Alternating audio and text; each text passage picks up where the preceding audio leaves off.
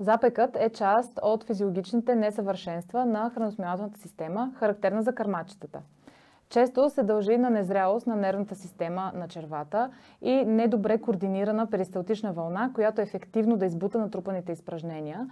И с това в дебелото черво се натрупват доста повече фекални маси, които все по-трудно се избутват, тъй като оставайки по-дълго в дебелото черво, фекалните маси се дехидратират, т.е. се извлича водата от тях и те стават все по-трудни за избутване, колкото по-дълго време прекарат в дебелото черво.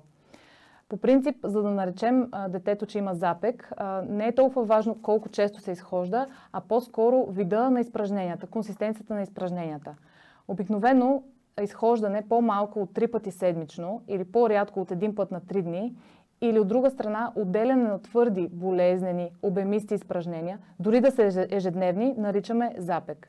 По принцип, кърмените бебета се изхождат средно около 2,9 пъти дневно, докато тези, които се хранят с адаптирано мляко, средно около 2 пъти дневно. Това означава, че една идея децата, които се хранят с адаптирано мляко, са по-предразположени към развитието на запек. Има някои физикални методи, които можем да използваме, за да се справим с този проблем, преди да прибегнем към медикаментозно лечение. От една страна, това са масажите по хода на дебелото черво, тип I Love You, с които да помогнем да избутаме натрупаните газове и фекални маси.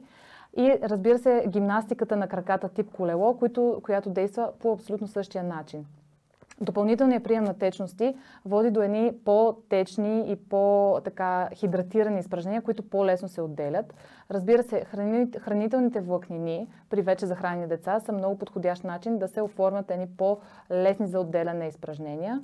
И вече при по-трудно справяне с запека може да прибегнем към глицериновите свещички, както и механична стимулация в областта на ректума, за да може да се предизвика перисталтична вълна, която да се опита да избута натрупаните изпражнения.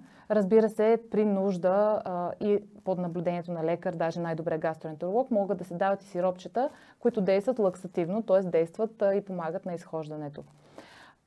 Натрупването на изпражнения в дебелото черво или запекът може да доведе до раздуване на корема, много сериозна болка, неспокойство, дори отказ от храна, което от своя страна при едно малко бебе може да доведе до по-сериозни усложнения като дехидратация.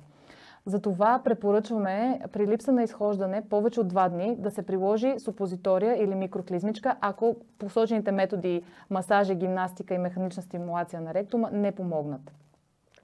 Ако детето е неспокойно, плачливо и е с видимо раздут корем или свива краченца, т.е. това са белези, че детенцето го боли корема, е уместно да приложим супозитория, за да се опитаме да помогнем на детето да се изходи. Ако детето се изходи и въпреки това продължават тези симптоми и тези оплаквания, е уместно да се консултира с лекар, тъй като може да се касае за някое по-сериозно усложнение и не е хубаво да разчитаме, че само запека е причина за раздутия корем.